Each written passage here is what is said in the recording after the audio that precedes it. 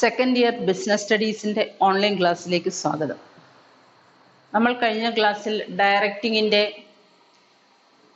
കുറേ പോർഷനുകൾ പഠിച്ചു. ഡയറക്റ്റിംഗ് എന്ന ചാപ്റ്ററിലെ കുറേ പോർഷനുകൾ പഠിച്ചു. അതിലിനി നമ്മൾ മോട്ടിവേഷൻ എന്താണെന്ന് പഠിച്ചു. മോട്ടിവേഷൻ എന്താണെന്ന് പറഞ്ഞേ?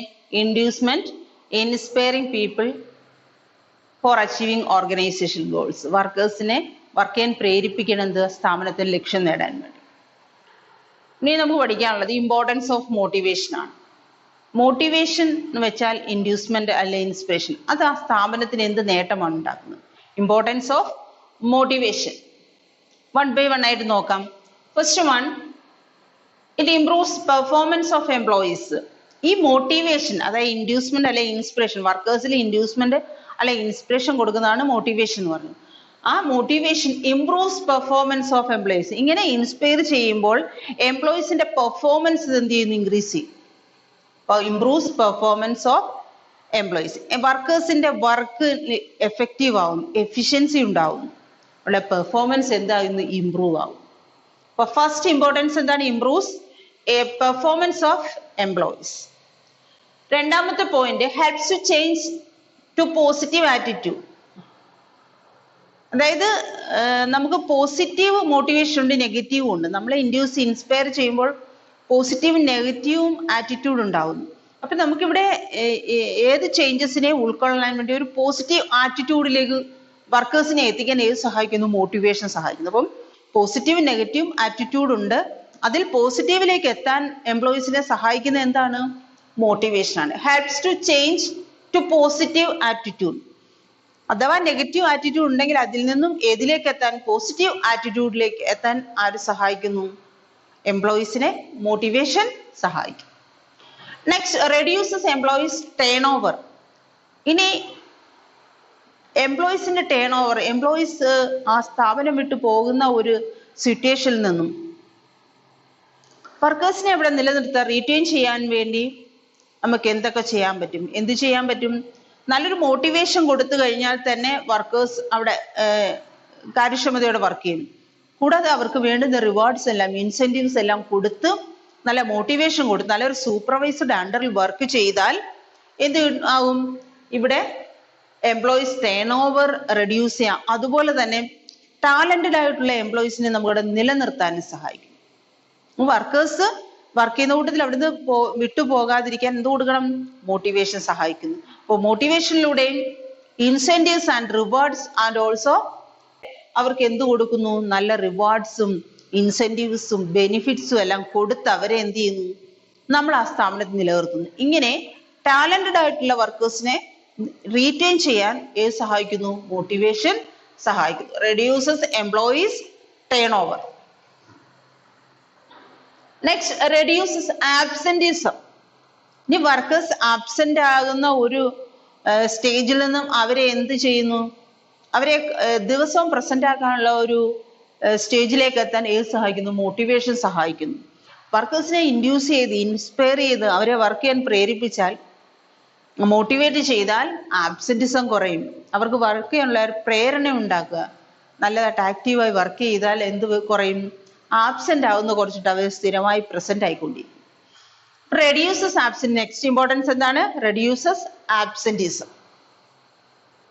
Last one, helps to overcome resistance to change. ഇനി ഒരു പോസിറ്റീവ് മോട്ടിവേഷൻ കിട്ടി, ഒരു പോസിറ്റീവ് ആറ്റിറ്റ്യൂഡ് എത്തിയാൽ അവരെന്ത് ചെയ്യുന്നു? ഏത് ചേഞ്ചസിനെ ഉൾക്കൊള്ളാൻ ഒരു പോസിറ്റീവ് ആറ്റിറ്റ്യൂഡിലേക്ക് എത്തും. എന്ത് ചേഞ്ചസ് ഉണ്ടായാലും, അപ്പം ദിവസവും ബിസിനസ് എൻവയോൺമെന്റ് ഓരോ ദിവസവും ചേഞ്ച് ചെയ്തുകൊണ്ടിരിക്കുകയാണ്. ആ ചേഞ്ചസിനെ ഉൾക്കൊള്ളാൻ വർക്കേഴ്സിനെ പ്രേരിപ്പിക്കുന്ന എന്താണ്? ഈ മോട്ടിവേഷൻ ആണ്. അവരെ മോട്ടിവേറ്റ് ചെയ്തിട്ട് അവർക്ക് വേണ്ടുന്ന റിവാർഡ്സ് എല്ലാം കൊടുത്തു കഴിഞ്ഞാൽ ഏത് ചേഞ്ചസിനെ എന്ത് ചെയ്യും? അവർ റെസിസ്റ്റ് ചെയ്യും. Then helps to overcome resistance to change. അപ്പൊ ഏത് ചേഞ്ചസിനെ അവരെന്ത് ചെയ്യും? ഉൾക്കൊണ്ട് ഒരു പോസിറ്റീവ് ആറ്റിറ്റ്യൂഡിലെത്തി അവരുടെ പെർഫോമൻസ് ഇൻക്രീസ് ചെയ്യാൻ ഏത് സഹായിക്കുന്നു? മോട്ടിവേഷൻ സഹായിക്കുന്നു. അപ്പൊ എന്തൊക്കെയാണ് ഇമ്പോർട്ടൻസ് ഓഫ് മോട്ടിവേഷൻ നോക്കാം. First, improves performance of employees. എംപ്ലോയീസിന്റെ പെർഫോമൻസിനെ ഇംപ്രൂവ് ചെയ്യുന്നു. Second, helps to change to positive attitude. ഇവിടെ പോസിറ്റീവ് ആറ്റിറ്റ്യൂഡിൽ വർക്കേഴ്സിലേക്ക് എത്താൻ അല്ലെങ്കിൽ ചേഞ്ച് ചെയ്യാൻ ഏത് സഹായിക്കുന്നു? മോട്ടിവേഷൻ സഹായിക്കുന്നു. Reduces employees turn over. ഇനി വർക്കേഴ്സിന് വിട്ടുപോകുക, സ്ഥാപനം വിട്ടുപോകുന്ന ആ ഒരു സ്റ്റേജിൽ നിന്നും അവരെ അവിടെ റീറ്റെയിൻ ചെയ്യാൻ സഹായിക്കുന്നത് എന്ത്? മോട്ടിവേഷൻ. Next, reduces absenteeism. ഇനി വർക്കേഴ്സ് ആബ്സെന്റ് ആവാതെ കറക്റ്റായി പ്രസന്റ് ആയി ദിവസവും ആ സ്ഥാപനത്തിൽ അറ്റൻഡൻസ് വരാൻ കാരണം എന്താണ്? മോട്ടിവേഷനാണ്. അവരെ മോട്ടിവേറ്റ് ചെയ്ത്, ഇൻഡ്യൂസ് ചെയ്ത്, ഇൻസ്പയർ ചെയ്ത് അവർക്ക് വേണ്ടുന്ന റിവാർഡ്സ് എല്ലാം കൊടുത്തു കഴിഞ്ഞാൽ അവരെന്ത് ചെയ്യത്തില്ല? അവർ ആ സ്ഥാപനം വിട്ടു പോകത്തില്ല, അല്ലെ ആബ്സെന്റ് ആവത്തില്ല. Next, last one, helps to overcome resistance to change. ഇനി ഏതൊരു ചേഞ്ചസിനെയും ബിസിനസ് എൻവയോൺമെന്റ് ദിവസവും ചേഞ്ച് ആയിരിക്കുന്നുണ്ട്. സാഹചര്യങ്ങൾക്കനുസരിച്ച് ബിസിനസ്സും മാറണം. ആ ചേഞ്ചസിനെ ഓവർകം ചെയ്യാനായിട്ട്, അല്ലെ റെസിസ്റ്റ് ചെയ്യാൻ ഏത് സഹായിക്കുന്നു? മോട്ടിവേഷൻ സഹായിക്കും. നമുക്ക് പറയാം, ഒന്നുകൂടെ പറയാം, ഇമ്പോർട്ടൻസ് ഓഫ് മോട്ടിവേഷൻ എന്തൊക്കെയാണ്? വൺ ബൈ വൺ ആയിട്ടൊന്ന് നോക്കാം. It improves performance of employees, first one. Second, helps to change to positive attitudes. Next, reduces employees turnover. Next, reduces absenteeism. Last one, helps to overcome resistance to change. Next, we have to study about the Maslow's need hierarchy theory of motivation. ഇനി മോട്ടിവേഷന്റെ ഒരു തിയറിയാണ് നമ്മൾ പഠിക്കുന്നത്. ആരുടെ തിയറിയാണ്? Maslow, Abraham Maslow എന്ന US സൈക്കോളജിസ്റ്റിന്റെ need തിയറിയാണ്. അദ്ദേഹത്തിന്റെ need തിയറിയിൽ നീഡ്സിന് 5 classification ഉണ്ടെന്ന് പറഞ്ഞു. ആ ക്ലാസിഫിക്കേഷൻ ആണ് നമ്മൾ പഠിക്കുന്നത്. അപ്പോൾ നമ്മൾ പഠിക്കുന്നത് എന്താണ്? Maslow's need hierarchy theory of motivation. ഒരു ഹയറാർക്കിക്കലായിട്ട്, അതായത് ഏറ്റവും താഴത്തെ സ്റ്റേജിൽ നിന്ന് ഏറ്റവും മുകളിലത്തെ സ്റ്റേജിലേക്ക് ഒരു ഹയറാർക്കി ആയിട്ടാണ് അതിന്റെ നീഡ്സിനെ അദ്ദേഹം ക്ലാസിഫൈ ചെയ്തിരിക്കുന്നത്. അപ്പൊ അദ്ദേഹത്തിന്റെ പേരെന്താണ്? എബ്രഹാം മാസ്ലോ, US സൈക്കോളജിസ്റ്റ് ആണ്. അദ്ദേഹം പറഞ്ഞു നീഡ്സിനെ 5ആയിട്ട് ക്ലാസിഫൈ ചെയ്തിരിക്കുന്നു. ഏതൊക്കെയാണ് ഈ 5 ക്ലാസിഫിക്കേഷൻ നോക്കാം. First one, basic physiological needs. അടിസ്ഥാനപരമായ ശാരീരികമായ ആവശ്യങ്ങൾ. അടിസ്ഥാനപരമായ, ഇപ്പൊ ഒരു മനുഷ്യന് അടിസ്ഥാനപരമായിട്ട് ആവശ്യമുള്ള, ആദ്യമായിട്ട് ആവശ്യമുള്ള, ഏറ്റവും ഫസ്റ്റിലത്തെ നീഡ്, ഇതിനെ എന്ത് പറയും? ഫിസിയോളജിക്കൽ നീഡ് എന്ന് പറയും. എന്തൊക്കെയാണ് നമുക്ക് ഏറ്റവും ആദ്യം ആവശ്യമുള്ള? ഒരു വ്യക്തിക്ക് ആദ്യം ജനിച്ചു വീഴുമ്പോൾ മുതൽ നമുക്ക് ആവശ്യമുള്ള ഒന്ന് എയർ, ഇല്ലയോ? ശ്വസിക്കാൻ നമുക്ക് ജീവിക്കാൻ പറ്റത്തില്ല. വസ്ത്രങ്ങൾ വേണം, ക്ലോത്ത്, പിന്നെന്താ? ഷെൽട്ടർ, നമുക്ക് താമസിക്കാൻ സ്ഥലം വേണം. പിന്നെന്താണ്? Food, water, sex. ഇതെല്ലാം എന്താണ്? Basic physiology. ആദ്യം മനുഷ്യന് ആവശ്യമുള്ള കാര്യങ്ങളാണ് ഇത്. ഇത് കഴിഞ്ഞിട്ടേ ബാക്കിയുള്ള കാര്യത്തിലേക്ക് പോകും. രണ്ടാമത്തത് safety or security needs. Safety, protection വേണം. നമുക്ക് അത്യാവശ്യം ആഹാരം കഴിക്കാനുണ്ട്, വെള്ളം കുടിക്കാനും ഷെൽട്ടറും ഡ്രസ്സും ഒക്കെ കിട്ടുന്നുണ്ട്. അടുത്ത നമ്മുടെ ചിന്ത എന്തുവാ? നമുക്കൊരു സെക്യൂരിറ്റി. ഇപ്പൊ ജോലിയുള്ള അല്ലെ സാലറി ഉള്ള ആൾക്ക് ആ പെൻഷൻ കിട്ടിയാൽ അതുകൊണ്ട് ജീവിക്കാം. നമുക്കൊരു security and protection from physical emotional base. അപ്പൊ ഇവിടെ എന്താണ്? പെൻഷന്, അതുപോലുള്ള നമുക്ക് ഏതെങ്കിലുമൊക്കെ ബെനിഫിറ്റ്സ് കിട്ടുക, അല്ലെ നമ്മുടെ ജോലി സ്ഥിരത ഉണ്ടാകും. ഇതൊക്കെയാണ് എന്ത്? Safety or security needs. ജോലി സ്ഥിരത ഉണ്ടെങ്കിൽ നമുക്ക് എന്നും ശമ്പളം കിട്ടും. അതുകൊണ്ട് നമുക്ക് അത്യാവശ്യം ഫുഡും ക്ലോത്തും ഷെൽട്ടറും ഒക്കെ ആവുമല്ലോ എന്നുള്ള ചിന്തയാണ്. അതാണ് രണ്ടാമത്തെ, സേഫ്റ്റി ഓർ സെക്യൂരിറ്റി. അപ്പൊ പെൻഷനൊക്കെ ഉണ്ടെങ്കിൽ നമുക്ക് അതുകൊണ്ട് കഴിഞ്ഞുകൂടാം. അടുത്ത മൂന്നാമത്തെ, അഫിലിയേഷൻ, ബിലോങ്ങിങ്, സോഷ്യൽ നീഡ്സ്. ഇനി സാമൂഹികമായ ആവശ്യങ്ങൾ. എന്താണ് സാമൂഹികമായ ആവശ്യം? നമുക്ക് ഫിസിയോളജിക്കൽ നീഡ്, ആദ്യത്തെ നീഡ് ഫുഡും ഷെൽട്ടറും ക്ലോത്തും എല്ലാം കിട്ടിക്കഴിഞ്ഞപ്പോൾ നമുക്കൊരു പ്രൊട്ടക്ഷൻ വേണമെന്ന് തോന്നി. പ്രൊട്ടക്ഷനും കിട്ടിക്കഴിയുമ്പോൾ നമുക്ക് അടുത്ത ചിന്ത എന്തുവാ? നമുക്ക് സമൂഹവുമായ ഒരു അറ്റാച്ച്മെന്റ്. എങ്ങനെയാണ്? Love and affection, friendship, belongingness, ഇങ്ങനെ. അപ്പൊ ഈ കാര്യങ്ങളൊക്കെ നമുക്ക് മറ്റുള്ളവരുമായി ഒരു റിലേഷൻ ഉണ്ട്, ക്രിയേറ്റ് ചെയ്യാം. അതാണ് എന്ത്? Affiliation, belonging, social needs. അപ്പൊ മൂന്നാമത്തെ സോഷ്യൽ നീഡ്സില് സമൂഹവുമായി, സൊസൈറ്റിയുമായി ഒരു അറ്റാച്ച്മെന്റ് ഉണ്ടാകും. അടുത്ത നാലാമത്തെ, esteem need or ego need. സമൂഹവുമായി ഒരു ബന്ധം സ്ഥാപിച്ചു കഴിഞ്ഞാൽ അടുത്ത എന്താ ചിന്ത? Esteem or ego need. നമ്മുടെ ഈഗോ, നമ്മൾ മറ്റുള്ളവരെന്താകുന്നു, അല്ലെ അതിനേക്കാൾ അതിനപ്പം നമുക്കും ആകണം എന്ന ചിന്ത, അതാണ് എന്ത് എസ്റ്റീം ഓർ ഈഗോ നീഡ്. എന്തൊക്കെ കാര്യങ്ങളുണ്ട് നമുക്ക് മറ്റുള്ളവർക്കൊപ്പം അല്ലെ അതിനേക്കാൾ മുന്നേ എത്താനുള്ള കഴിയുന്ന കാര്യങ്ങൾ എന്തൊക്കെയാ? ഒന്ന്, സ്റ്റാറ്റസ്, നമ്മുടെ ജോലിയിൽ ഹയർ പൊസിഷനിലേക്ക് വരുമ്പോൾ നമുക്ക് എന്തുണ്ടാവും? സ്റ്റാറ്റസ് കൂടും. പ്രസ്റ്റീജ്, ഡിഗ്നിറ്റി, സെൽഫ് റെസ്പെക്ട്, മറ്റുള്ളവരെ, നമുക്കൊരു റെസ്പെക്ട്, മറ്റുള്ളവർ നമ്മളെ റെസ്പെക്ട് ചെയ്യുക, നമ്മളെ അംഗീകരിക്കുക. ഇതൊക്കെയാണ് എന്ത്? Status, prestige, dignity and self respect. ഇതൊക്കെയാണ് ഏതിൽ വരുന്ന esteem needs or ego needs. അപ്പൊ ഇതൊക്കെ ക്ലിയർ ആയി കഴിഞ്ഞാൽ നമ്മൾ എന്താണ്? മറ്റുള്ളവർക്കൊപ്പം അല്ലെ അതിനു മുന്നേ എത്താനുള്ള ഒരു ആഗ്രഹം. ലാസ്റ്റ് 5ാമത്തെ സ്റ്റേജ് എന്താണ്? Self actualization needs. അതിനെന്ത് പറയുന്നത്? സ്വയം സാക്ഷാത്കാരം എന്ന് പറയും, മലയാളത്തിൽ പറയും. എന്താ സ്വയം സാക്ഷാത്കാരം? നമുക്കിനി ഒരാഗ്രഹവും ഇല്ല, ഏറ്റവും എൻഡ് നീഡ്, അതിനെ എന്താ പറയുന്നത്? Self actualisation need. എന്തൊക്കെയാണ്? Growth, self fulfilment and achievement of goal. നമ്മൾ എന്തൊക്കെ ആഗ്രഹിച്ചിട്ടുണ്ടോ അതെല്ലാം കിട്ടിയിട്ടുണ്ടെങ്കിൽ നമുക്ക് എന്ത് പറയാം? സെൽഫ് ആക്ച്വലൈസേഷൻ നീഡായെന്ന് നമുക്ക് പറയും. അപ്പോൾ എന്തൊക്കെയാണ്? മാസ്ലോസ് നീഡ് ഹയറാർക്കി തിയറിയുടെ 5 ക്ലാസിഫിക്കേഷൻ, നീഡിനെ 5ആയിട്ട് ക്ലാസിഫൈ ചെയ്തിരിക്കുന്നു. ഓരോന്നും നമുക്ക് എന്താണെന്ന് ഒന്നുകൂടെ നോക്കാം. ബേസിക് ഫിസിയോളജിക്കൽ നീഡ്, ഫസ്റ്റ് നമ്മുടെ ശാരീരികമായ ആവശ്യങ്ങൾക്ക് ആവശ്യമുള്ള ആദ്യത്തെ need food, water, air, shelter, sex, ഇവയൊക്കെയാണ്. 2 സേഫ്റ്റി ഓർ സെക്യൂരിറ്റി നീഡ്സ്. എന്താണ് സേഫ്റ്റി കിട്ടുന്നത്?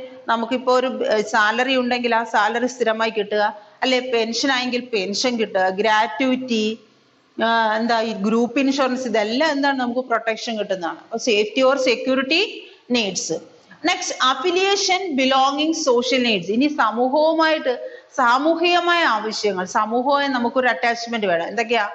Love and affection, friendship, self respect others, so on. അതാണ് എന്ത്? Affiliation. 4th one esteem need or ego need. ഇനി ഈഗോ നീഡ്, മറ്റുള്ളവർക്കൊപ്പം നമുക്ക് എത്താൻ പറ്റുമോ, അതിനേക്കാൾ മുന്നേ എത്തണം എന്നൊക്കെയുള്ള ചിന്തയുള്ളതാണ് എന്ത്? Esteem or ego need. എന്തൊക്കെയാ അത്? Status, prestige, dignity and self respect. Next last one self actualisation need, സ്വയം സാക്ഷാത്കാരം. നമുക്ക് എൻഡ് നീഡ് എന്ന് പറയാം. ഇനി ഒരാഗ്രഹം ഇല്ല, അതാണ് എന്ത്? Self actualisation need. Growth, self fulfilment, achievement of goal, ഇവയൊക്കെയാണ് എന്ത്? Self actualisation need. നെക്സ്റ്റ് നമുക്ക് പഠിക്കാനുള്ളത് മാസ്ലോസ് നീഡിന്റെ അസംഷൻസ്. എന്തൊക്കെ അസംഷൻസ് ആണ് മാസ്ലോ നീഡിനുള്ളത്? ഫസ്റ്റ് ബിഹേവിയർ ആണ്. ഓരോ വ്യക്തിയും ഈ ആവശ്യങ്ങൾ മീറ്റ് ചെയ്യുന്നത് എങ്ങനെയാണ്? അവരുടെ ബിഹേവിയർ അനുസരിച്ചാണ്. ചിലർക്ക് ആദ്യത്തെ ബേസിക് ഫിസിയോളജിക്കൽ നീഡുകളുടെ ആവശ്യം അത് മതി, ചിലപ്പോൾ അടുത്തതിലേക്ക് പോകത്തില്ല. അപ്പൊ ചിലർക്കല്ല അടുത്ത ഓരോരോ ആവശ്യങ്ങളിലേക്ക് പോകണം. അതാണ് എന്ത്? ബിഹേവിയർ. അടുത്ത ഹയറാർക്കിക്കൽ നോഡ്. ഈ നീഡിന് എങ്ങനെയാണ് നമ്മൾ തരംതിരിച്ചിരിക്കുന്നത്? ഒരു ഹയറാർക്കിക്കൽ ഓർഡർ ആണ്. ഏറ്റവും ലോവർ ലെവലിൽ നിന്നും ഏറ്റവും ഹയർ ലെവലിലേക്കാണ് പോകുന്നത്. അടുത്ത സാറ്റിസ്ഫൈഡ് നീഡ്. ഇനി ഒരു ബേസിക് ആയിട്ടുള്ള ഫിസിയോളജിക്കൽ നീഡ് സാറ്റിസ്ഫൈഡ് ആയാൽ മാത്രമേ എന്ത് ചെയ്യുന്നു? അയാൾ അടുത്തതിലേക്ക് പോകും. ഇത് സാറ്റിസ്ഫൈഡ് ആയില്ലേ അടുത്തതിലേക്ക് പോകത്തില്ല. അതാണ് പറയുന്നത് സാറ്റിസ്ഫൈഡ് നീഡ്. ഇനി ലോവർ ലെവൽ നീഡ്, ഏറ്റവും താഴെയുള്ള ബേസിക് ഫിസിയോളജിക്കൽ നീഡാണ് ആദ്യമായിട്ട് വരുന്നത്. അത് സാറ്റിസ്ഫൈഡ് ആവണം, എങ്കിലേ നമുക്ക് മറ്റൊന്നും ചെയ്യാൻ പറ്റില്ല. അല്ല മറ്റൊന്നും ചെയ്തിട്ട് അതിലേക്ക് പോകാൻ പറ്റത്തില്ല. അപ്പൊ ഏറ്റവും ലോവർ ലെവൽ നീഡ് ആദ്യമായിട്ട് സാറ്റിസ്ഫൈഡ് ആവണം. അപ്പം ഇവിടെ നമുക്ക് അസംഷൻസ് എന്തൊക്കെയാണ്? ബിഹേവിയറില് hierarchical order, satisfied need and lower level need. ഇത്രയും കാര്യങ്ങളാണ് നമ്മൾ അസ്യൂം ചെയ്തിരിക്കുന്നത്. ഇനി നമുക്ക് പറയാനുള്ളത് ഈ ഹയറാർക്കിക്കൽ നീഡ് ഓഫ് മാസ്ലോസ് തിയറിയിൽ 5 ക്ലാസിഫിക്കേഷൻ ഉണ്ടെന്ന് പറഞ്ഞില്ലേ? Physiological need, safety and security need, affiliation, belongingness and social need, esteem or ego need, self actualization. ഇങ്ങനെ ലോവർ ടു ഹയർ ലെവലിലേക്ക് ഇതൊരു ഹയറാർക്കി ആയിട്ട് പോകുമ്പോൾ ഒരു വ്യക്തിയിൽ, ഒരു ഇൻഡിവിജ്വലിന് അത് എങ്ങനെയാണ്, അദ്ദേഹത്തിന്റെ ഒരു വ്യക്തിയുടെ ജീവിതത്തിൽ എങ്ങനെയാണ് ഈ ഹയറാർക്കി അപ്ലൈ ചെയ്യുന്നത്, അതുപോലെ ഒരു ഓർഗനൈസേഷനിൽ എങ്ങനെയാണ് ഇത് അപ്ലൈ ചെയ്യുന്നത്, അത് എക്സാമ്പിൾസ് ആയിട്ട് നമ്മൾ പറയുകയാണ്. ഒരു വ്യക്തിക്ക് ഫിസിയോളജിക്കൽ നീഡ് എന്തൊക്കെയാണ്? ഫിസിയോളജിക്കൽ ശാരീരികമായ ആവശ്യങ്ങൾ ഫുഡ്, ക്ലോത്ത്, ഷെൽട്ടർ. ആദ്യം ആഹാരം, അതുപോലെ വസ്ത്രം വേണം, താമസ സൗകര്യം. രണ്ടാമത് സ്റ്റെബിലിറ്റി ഓഫ് ഇൻകം, വരുമാനം വേണം, ഒരു സ്ഥിര വരുമാനം. അതാണ് സേഫ്റ്റി ഓർ സെക്യൂരിറ്റി ഉദ്ദേശിക്കുന്നത്. ഒരു വ്യക്തിക്ക് സ്ഥിര വരുമാനം, അതായത് പെൻഷൻ പ്ലാൻ തന്നെ ഏറ്റവും ഇമ്പോർട്ടൻറ്റ്. അടുത്തത് അഫിലിയേഷൻ, സോഷ്യൽ നീഡ് ഉണ്ട്. അതെന്താണ്? ലവ് ആൻഡ് അഫെക്ഷൻ, മറ്റുള്ളവരുള്ള സ്നേഹവും ഒരു അഫെക്ഷനും ഒക്കെ വരുന്നില്ലേ, അതാണ്. ഇനി എസ്റ്റീം നീഡോ? ഇത് എസ്റ്റീം എന്ന് വെച്ചാൽ എന്താണ്? അവരുടെ ഈഗോ നീഡാണ്. അവിടെ എന്ന് വെച്ചാൽ സ്റ്റാറ്റസ് ആണ് പ്രധാനം. അടുത്ത സെൽഫ് ആക്ച്വലൈസേഷൻ, സെൽഫ് ഫുൾഫിൽമെന്റ്. ഒരു വ്യക്തി ഏറ്റവും കൂടുതൽ സാക്ഷാത്കാരം നേടുന്നത് self fulfilment. Next organisational example. Organisational എന്താ പറയുന്നത്, നീഡ് എങ്ങനെയാണ് ഒരു ഓർഗനൈസേഷൻ ഈ നീഡ്സിനെ ഹയറാർക്കി എങ്ങനെയാണ് മുന്നോട്ട് കൊണ്ടുപോകുന്നത്? First basic salary. ഒരു വ്യക്തി എംപ്ലോയിയുടെ ബേസിക് സാലറിയാണ് എന്ത്? Physiological need. രണ്ട് എന്താണ്? സേഫ്റ്റി ഓർ സെക്യൂരിറ്റി നീഡ്, അതായത് പെൻഷൻ പ്ലാൻ, ആ സ്ഥാപനം കൊടുക്കുന്ന പെൻഷൻ പ്ലാൻ. അടുത്തത് സോഷ്യൽ നീഡാണ്, സാമൂഹികമായിട്ടുള്ള റിലേഷൻ വിത്ത് കൊളീഗ്, ഫ്രണ്ട്സുമായിട്ടുള്ള അല്ലെ ആ സ്ഥാപനത്തിലെ മറ്റ് സഹപ്രവർത്തകരുമായിട്ടുള്ള ഒരു റിലേഷൻ. ഇനി എസ്റ്റീം, ഈഗോ നീഡ്. ഒരു സ്ഥാപനത്തിൽ ജോബ് ടൈറ്റിൽ, ഏറ്റവും ഏതൊക്കെ ലെവലിലാണോ, 3 ലെവലുണ്ട്, ലെവലിൽ എവിടെയാണോ അവരുടെ ജോബ് ടൈറ്റിൽ, അതാണ് ആ ജോലി ഏതാണെന്ന് വെച്ചാൽ ആ ടൈറ്റിലാണ് അവരുടെ esteem need. Last achievement of goal. ഇനി എന്താണോ നമ്മുടെ ലക്ഷ്യം അത് സാക്ഷാത്കരിക്കുമ്പോൾ എന്ത് വരും? സെൽഫ് ആക്ച്വലൈസേഷനിലേക്ക്. ഇതാണ് ഒരു വ്യക്തിയിലും ഒരു ഓർഗനൈസേഷനിലും ഈ നീഡ് തിയറി എങ്ങനെ അപ്ലൈ ചെയ്യുന്നു എന്ന് നമ്മൾ മനസ്സിലാക്കും. അപ്പൊ നമ്മൾ എന്തൊക്കെയാ പറഞ്ഞ? മാസ്ലോസ് നീഡ് തിയറിയുടെ അസംഷൻസ് എന്തൊക്കെയാണ്? Behaviour, hierarchical order, satisfied need and lower level need. ഇനി 5 ക്ലാസിഫിക്കേഷൻ നമ്മൾ പറയുന്നത്: physiological need, safety or security need, social need, esteem or ego need and self actualisation. ഇത് ഇൻഡിവിജ്വലിലും ഓർഗനൈസേഷനിലും എങ്ങനെ അപ്ലൈ ചെയ്യുന്നു? എന്തൊക്കെയാണ്? ഇൻഡിവിജ്വലില് food, cloth and shelter. Next stage stability of income. അടുത്ത love and affection, status, self fulfilment. ഓർഗനൈസേഷനിലോ basic salary, pension plan, relation with colleagues, job title and achievement of goal. ഇത്രയാണ് മാസ്ലോസ് നീഡ് ഹയറാർക്കിയെ കുറിച്ച് നമുക്ക് പഠിക്കാം. Next നമുക്ക് പഠിക്കാനുള്ള incentives ആണ്. എന്താണ് ഇൻസെന്റീവ്സ്? ഏതൊക്കെ തരത്തിലുള്ള ഇൻസെന്റീവ്സ് ഉണ്ട്? ഇതിനെ കുറിച്ചാണ് നമ്മൾ പഠിക്കുന്നത്. എന്താണ് incentives? It means all measures which are taken to motivate employee to improve performance. എംപ്ലോയീസിനെ മോട്ടിവേറ്റ് ചെയ്ത് അവരുടെ പെർഫോമൻസ് ഇൻക്രീസ് ചെയ്യാൻ എന്തെല്ലാം മെഷേഴ്സ് ആ സ്ഥാപനം എടുക്കുന്നു അതിനെല്ലാം നമുക്ക് എന്ത് പറയാം? ഇൻസെന്റീവ്സ് എന്ന് പറയാം. Incentives are classified into 2. First one, financial incentives. Second, non-financial incentives. എന്താണ് ഫിനാൻഷ്യൽ ഇൻസെന്റീവ്സ് നോക്കാം. എന്താണ് financial incentives? Incentives in direct monetary form or measures in monetary form. ഒന്നുകിൽ ഡയറക്റ്റ് മോണിറ്ററി ഫോം അല്ലെങ്കിൽ ഇതിനെ മോണിറ്ററി ഫോമിൽ മെഷർ ചെയ്യുന്നെങ്കിൽ അതിനെന്ത് പറയാം? ഫിനാൻഷ്യൽ ഇൻസെന്റീവ്സ് എന്ന് പറയാം. ഏതൊക്കെയാണ് financial incentives? First one, pay and allowance. Basic pay, അടിസ്ഥാന ശമ്പളവും ആനുകൂല്യങ്ങൾ എന്തൊക്കെയാണ്? DA, dearness allowance and HRA, house rent allowance. Productivity linked wage incentives. Second ഏതാണ്? Productivity linked wage incentives. എന്താണ് പ്രൊഡക്ടിവിറ്റി ലിങ്ക്ഡ് വേജ് ഇൻസെന്റീവ്സ് പറയാം? പ്രൊഡക്ഷൻ ഇൻക്രീസ് ചെയ്യുമ്പോൾ അതിന് ആനുപാതികമായി എംപ്ലോയീസിന് കൊടുക്കുന്ന ഒരു വേജ് ബെനിഫിറ്റ് ആണ് എന്ത്? Productivity linked wage incentives. Next bonus ആണ്. It's a lump sum amount given to the employees once in an year. വർഷത്തിലൊരിക്കൽ എംപ്ലോയീസിന് കൊടുക്കുന്ന ഒരു ലംസം എമൗണ്ട്, അതാണ് എന്ത്? ബോണസ്. നമുക്ക് നാട്ടിൽ ഓണത്തിന് ബോണസ് കിട്ടത്തില്ലേ? അതുപോലെ ഓരോ സ്ഥാപനത്തിനും അല്ലെ ഓരോ സ്ഥലത്തും അവരൊരു വർഷത്തിൽ ഒരിക്കലാണ് അത് കൊടുക്കുന്നത്. ചിലർക്ക് ദീപാവലിക്കായിരിക്കും, ചിലർക്ക് ഓണത്തിനായിരിക്കും. അടുത്ത പ്രോഫിറ്റ് ഷെയറിംഗ് ആണ്. കമ്പനിയുടെ പ്രോഫിറ്റ്, പാർട്ട് ഓഫ് പ്രോഫിറ്റ് ഈ ഷെയറിംഗ് ടു ദി എംപ്ലോയീസ്. അതായത് പ്രോഫിറ്റിന്റെ ഒരു പോർഷൻ ആർക്ക് ഷെയർ ചെയ്യുന്ന? എംപ്ലോയീസിന് ഷെയർ ചെയ്യും. കോ പാർട്ണർഷിപ്പ് ഓർ സ്റ്റോക്ക് ഓപ്ഷൻ, അതായത് കമ്പനിയുടെ ഷെയറിന്റെ ഒരു പോർഷൻ ആർക്ക് ഡിസ്ട്രിബ്യൂട്ട് ചെയ്ത് എക്സിസ്റ്റിംഗ് എംപ്ലോയീസിന് ഇഷ്യൂ ചെയ്യുന്നതിന് എന്ത് പറയും? Co partnership. They take the shares, then they are the partners, owners of the company or partners of the company. They are the co-partnership or stock option. Next retirement benefits. ഒരു employee ഒരു സ്ഥാപനത്തിൽ നിന്ന് retire ചെയ്താൽ അയാൾക്ക് കിട്ടുന്ന amount എല്ലാം എന്താണ്? Benefits എല്ലാം എന്താണ്? ഫിനാൻഷ്യൽ ഇൻസെന്റീവ്സ് ആണ്. എന്തൊക്കെയാ benefits? Pension, gratuity, provident fund, group insurance, life insurance, ഇവയെല്ലാമാണ് കിട്ടുന്ന ബെനിഫിറ്റ്സിനെ എന്ത് പറയും? Retirement benefits are financial incentives. Next last one perquisites. ഒരു കമ്പനി ബേസിക് പേ അലവൻസും കൊടുക്കുമെന്ന് പറഞ്ഞു വർക്കേഴ്സിന്.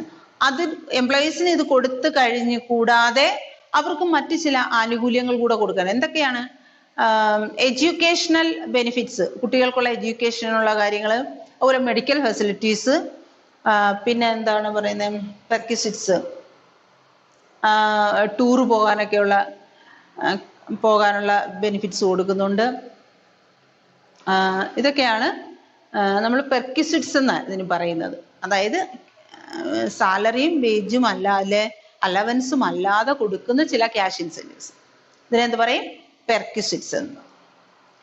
അത് house rent allowance, housing rent കൊടുക്കുന്നു, ഹൗസിംഗ് ഫെസിലിറ്റീസ് കൊടുക്കുന്നു, ഇതൊക്കെയാണ്. അപ്പൊ നമ്മൾ എന്താ പറഞ്ഞ? ഇൻസെന്റീവ്സ് എന്താണെന്ന് പറഞ്ഞു. എന്താണ് incentives? It means all measures which are taken to motivate employee to improve performance. എംപ്ലോയീസിനെ മോട്ടിവേറ്റ് ചെയ്ത് അവരുടെ പെർഫോമൻസ് ഇൻക്രീസ് ചെയ്യാൻ ഏതൊക്കെ മെഷേഴ്സ് എടുക്കുന്നു അതിനെല്ലാം നമുക്ക് എന്താ പറയുക? ഇൻസെന്റീവ്സ് എന്ന് പറയുന്നത്. Incentives are classified into two. 1 financial incentives, 2 non financial incentives. എന്താണ് financial incentives? Incentives in direct monetary form or measurable in monetary form. They are first one pay and allowance, second productivity linked wage incentives, pay and allowance, basic pay, DA, HRA. Productivity linked wage incentives, അതായത് production കൂടുമ്പോൾ അവർക്ക് അധികം വേജും സാലറിയും കൊടുക്കുന്നു.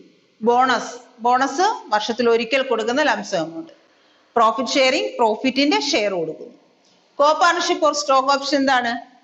കമ്പനിയുടെ ഷെയറിന്റെ ഒരു portion എംപ്ലോയീസിന് കൊടുക്കുന്നു, അവരതിന്റെ കമ്പനിയുടെ ഓണേഴ്സിന് തുല്യമാകുന്നു.